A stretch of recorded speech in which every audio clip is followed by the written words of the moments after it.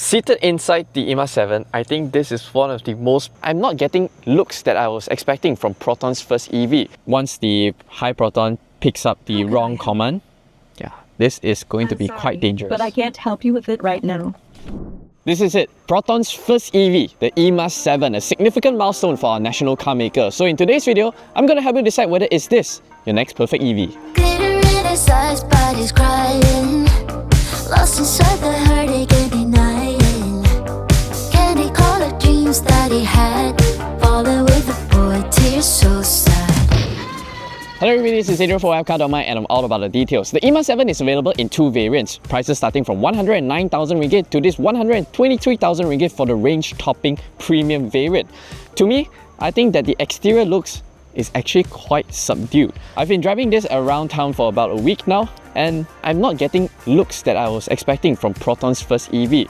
Perhaps it's the more roundish design that looks like a Chinese SUV. There's something that really stood out in the E.MAS 7. It just blends into everyday traffic very well.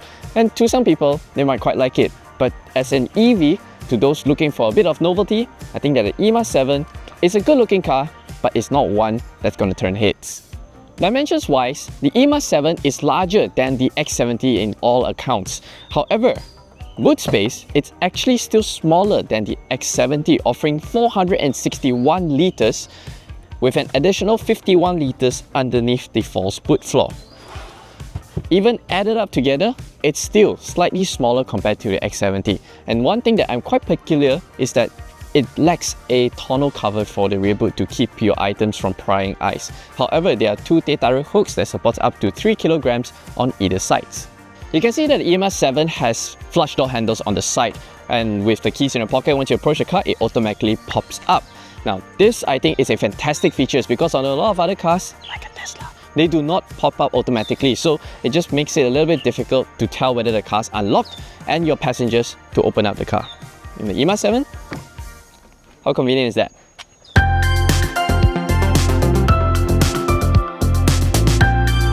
Seated inside the E.MAS 7, I think this is one of the most premium Protons that I've ever been inside.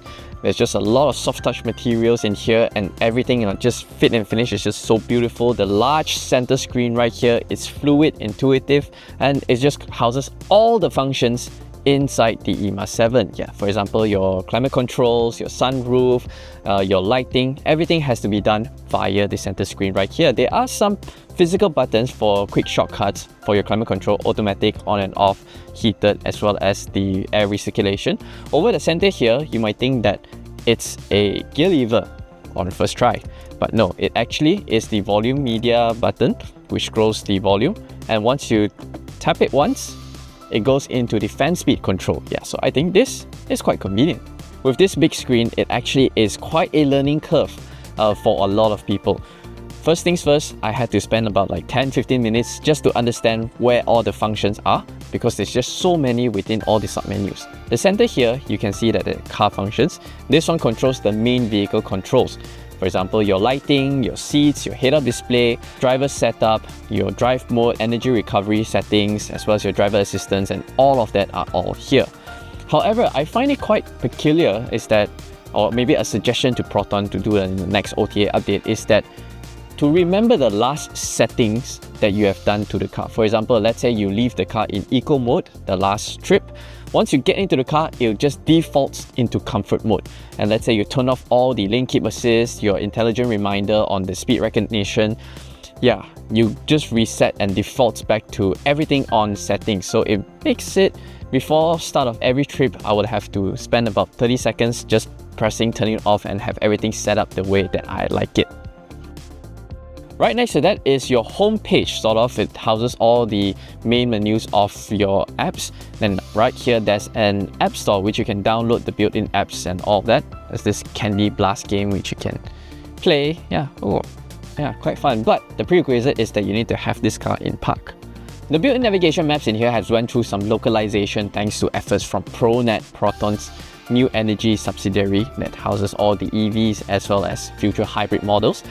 Now, inside these maps, It tells you and houses all the charge point operators, well, more than 85%, so you have quite a wide coverage. It also tells you the availability, the destination.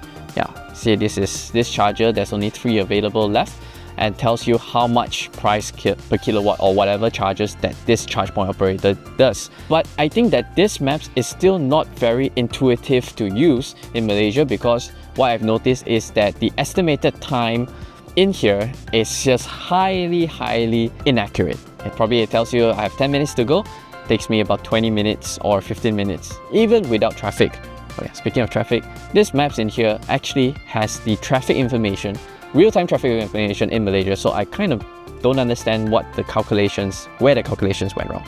The last button on here is the energy screen, or tells you the remaining range, the remaining power charge, state of charge, your mileage and all of that, as well as some of the settings that you can turn on the car or have the car do. For example, super endurance mode, which reduces energy consumption to, gives you a little bit more mileage, stretch the car a little bit, your scheduled charging and all of that. And down here, there's this V2L function, which you're able to charge up your electrical appliances with a converter using the power from the E.MAS 7.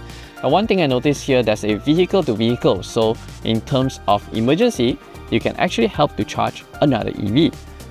So far I've done actually 148.5 kilometers, and my average power consumption, the way that I drive, actually 70% in the city, 30% on the highways, is 13.3 kilowatt hours per 100 kilometers. Now, working out to the lithium-ion battery pack size of 60.22 kilowatt hour, your E.MAS 7, based on my driving behavior, I'm able to stretch up to 452 kilometers on a full single charge. But that's, assuming that I've used all the way down to empty, right? So realistically, I'm able to get 400 plus kilometers before I need to stop by to get a charge.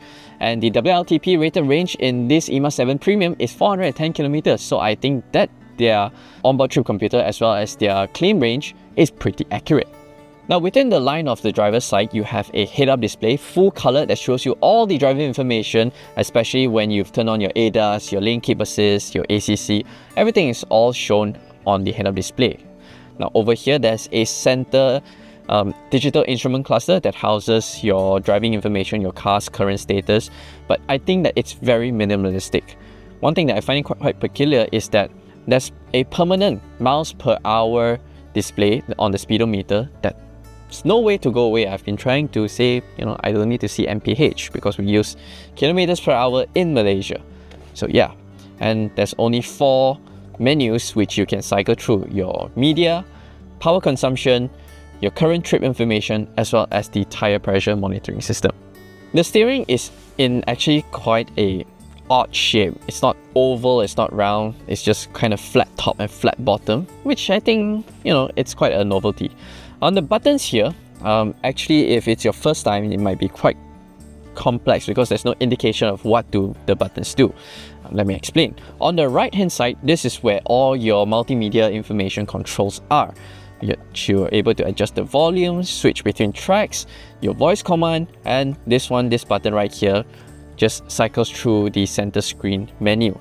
Over on the left side, on the star button, is actually you're able to customize your shortcut key button. I have it with the 360-degree camera on once I press it.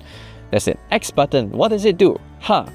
Actually, it's when you turn on your ACC, Intelligent Cruise Control, and you want to cancel it, instead of stepping on the brakes or pressing the button again, the X is what to cancel the Intelligent Cruise Control. To set up your Intelligent Cruise Control, you actually press the OK button while you're in motion. Press OK button, up and down is to adjust your speed, left and right is adjust the distance. So yeah, this is actually quite surprising to me. Other premium touches, or I would say industry standard buttons, are the column mounted gear lever, just like a Mercedes style. Most Chinese EVs does that. There's a 16 speaker Fly Me sound system in here with built-in speakers in the headrest. There's plenty of adjustments that you can play around, especially with the surround sound as well as the different virtual venues. I think this is something that they've take inspiration from Volvo SPA platform models. However, what I find it quite unique to the E.MAS 7 is that underneath the brake pedal settings, you can select it either comfort or sport. This alters the brake pedal feel. So if you're in sport, it's a little bit stiffer. You're in comfort, it's a little bit softer. The brake pedal feel, not the car's braking performance. It does not alter the braking performance of the car whatsoever. It just gives you that sense of security when you're stepping on the brakes. Underneath there, there's comfort braking. When stopping in an emergency situation, in non-emergency situations, it can reduce the jerkiness of the vehicle when braking. When I turn it on, it still jerks. It jerks more when I'm coming to a complete stop. But if you're an experienced driver, you're able to modulate the brakes well. Turning this off just makes the whole experience a lot more seamless, because what it does is that during comfort braking, when you're coming to a complete stop, you have it on, it artificially lets off the brake and reapplies it to give you that gentle coming to a complete stop without rocking the passengers forward and backwards kind of motion. It's just like when you're an experienced driver, once you come to a complete stop, you gently release the brakes just a little bit so that you don't have that forward inertia on the passengers. So yeah, when I drive this car, I'll turn it off. Yeah, comfort braking. Storage spaces in here are plenty. You have 2 cup holders right here, wireless charging tray on one side, the other side you can place your phone, quite a sizable center armrest, and underneath here there's quite a big storage space for ladies to place your bags, and the side door bins fits a large size water bottle. Big thumbs up from me. Just like other more intelligent Protons, the E.MAS 7 also comes with a high Proton voice command system. How can I help? Close. I am learning this function. Please try. Alright. Close sun blinds. Okay. Yeah, as you can tell, that this high Proton is not the most sensitive in terms of picking up the activation command. So what you do is more convenient just by pressing this button right here. The E.MAS 7, like other modern intelligent Proton models, comes with the over-the-air update function. So you're able to install new features, alter some of the car's settings and systems over the air. So the first update they will install is Apple CarPlay and Android Auto within the system. So early owners, don't be, concerned that you don't have Apple CarPlay installed on your E.MAS 7. That's going to come at a later date. I also humbly suggest Proton a few over-the-air update suggestions. One of it is to remember the last settings that you have set up in the car, especially your drive mode, your steering, your regenerative braking settings, as well as your driver assistance systems. And another one is that, let's say I'm in drive, I've come to a complete stop, I'm stuck in traffic, complete stop, turn on auto hold. How can I help? Open tailgate. Sure.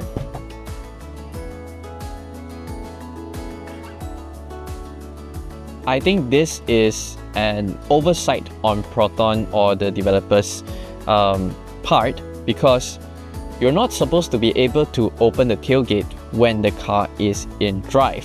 Yeah, right now I'm still able to drive off the car with the boot open. Please try again later. Hence, yeah, I think this is quite a dangerous, because not to say that the driver will just suddenly ask Proton to, open up the tailgate, but other passengers in the car, or once the high Proton picks up the wrong command, yeah, this is going to be quite dangerous. But I can't help you with it right now. Seated in the back seat of the E.MAS 7, I have the front seat adjusted to my usual driving position, and I'm 175 cm tall, and I have roughly above 3 tennis balls worth of knee room. Space in the footwell is aplenty. I'm able to comfortably slot my feet underneath the front seat for a more comfortable sitting position. Yeah, the rear seats of the E.MAS 7 is actually top notch. Plenty of space, completely flat center footwell. So yeah, passengers are able to sit the center here very comfortably, and most importantly, you get plenty of thigh support. The bench is just long enough to support your thighs on long distance journeys, and you're also able to recline the seats further for an even more laid back seating position. Amenities in here include 2 back pockets, rear air vents, 1 USB Type-C, 1 Type-A charging port, very convenient, and some storage space for you to place your phone or charging devices there. Center armrest with 2 cup holders. Yeah, this is very nice. It'd be great if I have a Boss switch right here, just like the X70. But yeah, can't complain. On the move in the E-MAS 7, and it's just as what you expect. A large, comfortable, easy to drive, everyday SUV. And one thing that surprised me the most is that despite its size being larger than the X70, it does not feel cumbersome to navigate and maneuver around. Like right now, I'm in quite tight spaces. It actually feels very intuitive, just right. That's because the feedback that you're getting from the steering wheel, the throttle inputs, everything, it's all in sync and in tune with each other. So your inputs on the steering wheel, yeah, the car just follows through and reflects it just as how you would expect from a car. Now, I think this is quite a feat because we all know that EVs are, number one, heavy, and number two, being of this size, it can be quite large. But as I'm driving around right now, yeah, it actually feels pretty easy. In terms of power delivery, yeah, being a single motor with 310 Nm of torque of this size, power is sufficient. It doesn't feel underpowered, it doesn't feel that it's too powerful for you to handle. Yeah, definitely the smaller EVs with dual motor setup or a more powerful motor being smaller and lighter, it's gonna feel much quicker, brisker on the move. But the E-MAS 7 being a comfortable, it gives you a very luxurious feeling. The power delivery is just linear, it's progressive. So what I mean by linear is that, let's say you are setting off the line and you bang on the throttle. You notice I don't get a kick in the back kind of sensation like most EVs or performance EVs would do. Instead, this one just does a very progressive kind of power delivery, even though you go hard on the throttle. Yeah, hard on the throttle, I don't get that kickback feeling. So I think that's very, very well calibrated.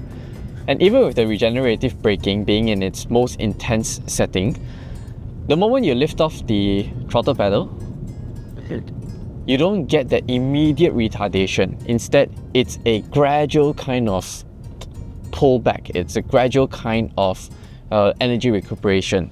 So it just makes it very easy to modulate. Normally in EVs, the moment you lift off, you get that up, bounce forward, right? If you're a bit aggressive in your lift off. Like right now, building up speed, aggressive in my lift off. Yeah, it doesn't do that. While the E-MAS 7 is incredibly supple and soft on the road, soaking all the undulations, giving a very wafty feeling, but I feel that it's a bit too soft. It lacks that support, especially when you're traveling on high speeds on highways. It'll just move along the undulations.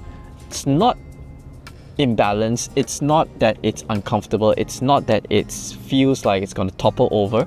Instead, it just ease into the road undulations a little bit too much.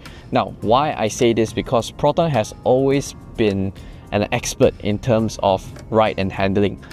And I think that in other models of Proton models, they are fantastic. They get them all bang on in terms of the balance between the firmness of the ride as well as the comfort and absorbing the undulations. In this E-MAS 7, well, I assume, my presumption is that being their first EV, being them handle such a heavy car, they need some time and they need more experience in terms of getting the perfect balance. But this one, I feel it's still a very comfortable car. But if you're using this highway on the daily, gunning down a highway very, very quickly, I think you might feel that the suspension is a little bit too soft to your liking. The intelligent cruise control is able to bring the car to a complete stop. It's able to read the road markings very clearly. It's able to steer and keep your car in lane, no issues. Something that I think it's very well calibrated is controlling controlling the speed, right? Controlling the velocity. Let's say you have the speed set at 50 kilometers per hour and you're going down on a downhill like I am right now. It doesn't brake, accelerate, brake, accelerate, brake, accelerate. It just lets the car gradually roll down and uses the regenerative braking to control the car speed. So you don't get that right uncomfortable sensation when the car slows down and brings it to a complete stop. So yeah, I think in this E-MAS 7, there's really nothing to complain about in terms of driving dynamics. You have to have that impression and the expectations that this is really a comfortable family SUV. Refinement in this E.MAS 7 actually caught me by very great surprise, because despite just having a single glazed windows on the front, non-acoustic windshield, cabin NVH levels is surprisingly low. It's very quiet and refined in here, and as you're traveling on the highway, despite at triple digit speeds, you don't get a lot of wind noise, you don't get a lot of ambient noise coming into the cabin. So you're really getting a very relaxing, quiet and refined ride in the E.MAS 7.